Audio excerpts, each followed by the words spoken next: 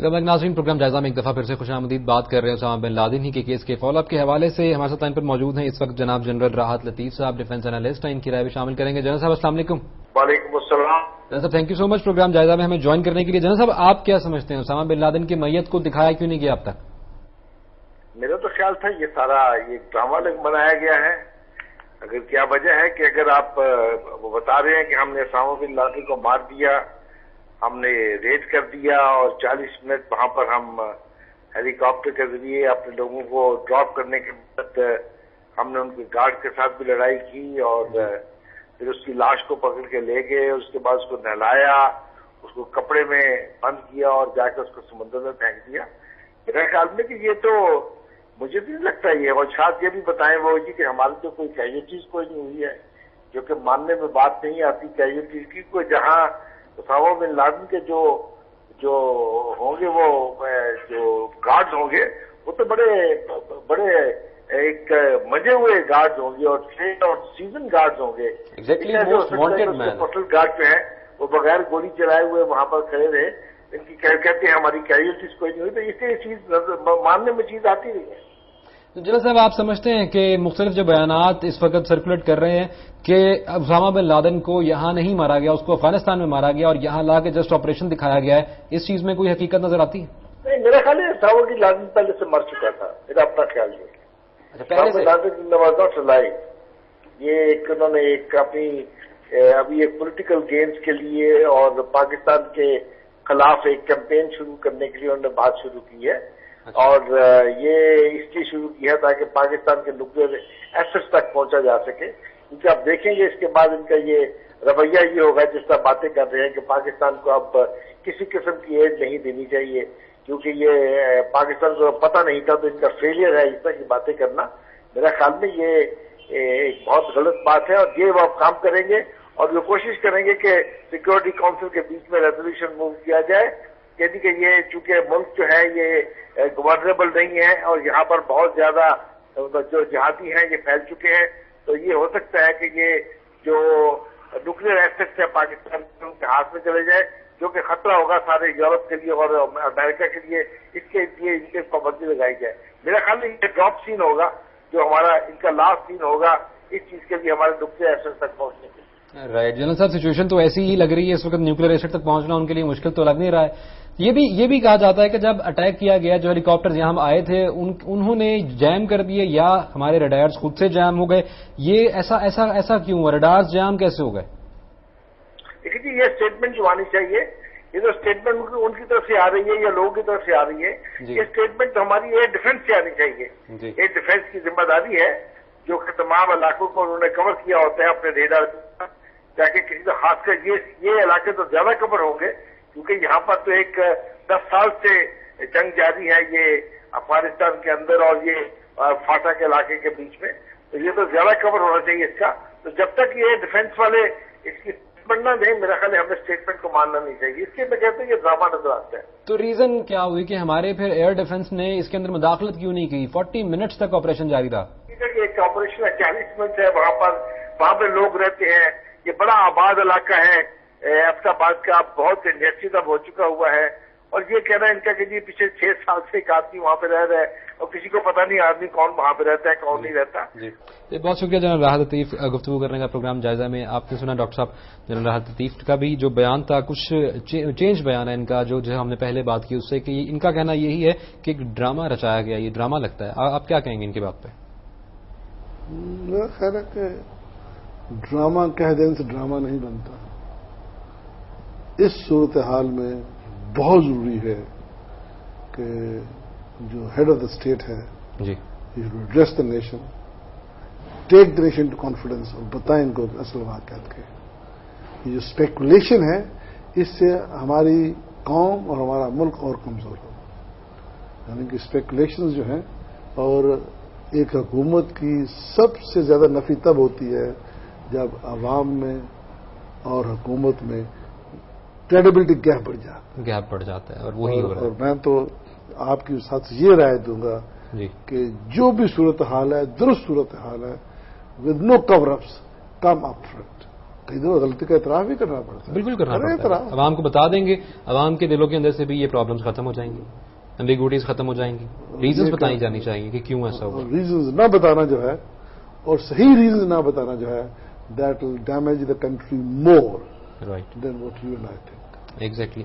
اچھا ڈاکٹر صاحب, ایک اور کوشچن بڑا امپورٹنٹ یہ ہے کہ اس ساری ہیپننگ کے بعد القاعدہ کی طرف سے محترمہ بے نظیر بھٹو کے قتل کی ذمہ داری بھی قبول کی گئی ہے. اب آپ سمجھتے ہیں کہ یہ اس کیس کے بارے میں جو پاکستان کے اندر باتیں ہو رہی تھیں, اس کو ری اوپن کیا جا رہا تھا, مختلف لوگوں کو مطلوب کیا جا رہا تھا, اس کو کلوز کر دیا جائے گا؟ نہیں, یہ وہ قتل ہوا, اس کی تفتیش ہے, تفتیش میں گواہان کی فہرست ہے. یہ بیانات جو ہیں ان کا ذکر بھی ہے, جو تفتیش کی ہے یونائٹڈ نیشنز نے, اس میں بھی یہ ذکر ہے. جی, یہ تو نئی بات نہیں ہے, لیکن آفٹر آل کوئی نہ کوئی اعلی کار تو بنا ہے نا. رائٹ. لہذا بے نظیر کیس کو ختم کرنا میں نہیں سمجھتا کہ یہ ہو جائے گا, لیکن جو تمام تر اس کے کاغذات ہیں, جو شواہد ہیں, ان سے یوں لگتا ہے کہ وہ کسی کے گلے پہ ڈال دیا گیا ہے. لیکن ذمہ داری قبول تو کی گئی ہے. پریزیڈنٹ صاحب نے بھی آج اپنے بیان میں کہہ دیا ہے, پریزیڈنٹ صاحب نے پہلے بھی کہا ہے, بالکل کہا ہے کہ القاعدہ ہی تھا, بہت پہلے کہا ہے کہ القاعدہ قاتل ہے, القاعدہ اس کا قاتل ہے, اور اب ان کی طرف سے ذمہ داری قبول بھی کر لی گئی ہے. تو کیا ابھی بھی جواز ہے کہ اس کیس کو چلاتے رہیں؟ نہیں جواز, غریب ماری ہو رہی ہے ابھی. رائٹ. سیکنڈلی میرے سے ایک اور پوائنٹ آتا ہے, آئی ایس آئی کا بیان یہ ہے کہ اسامہ بن لادن کی ایبٹ آباد کے اندر موجودگی شرمندگی کا باعث بنی ہے. اب یہ کہہ کے کیا وہ بری ذمہ ہو سکتے ہیں؟ میں نہیں سمجھتا کہ بری ذمہ, اسی لیے میں گزارش کرتا کہ اب نہ بات کریں بری ذمہ ہونے کی. جہاں تک ہمارا قصور ہے اسے مانیں, جی, جو ہماری فیلنگ ہے اسے مانیں, اور جو ہماری اچیومنٹ ہے اسے بیان کریں. لیکن یہ ایک ملکی مسئلہ ہے, ملکی انا کا مسئلہ ہے, ملکی ساورینٹی کا مسئلہ ہے. میں سمجھتا ہوں کہ حکومت وقت کو not through any lesser officer, should be through the government,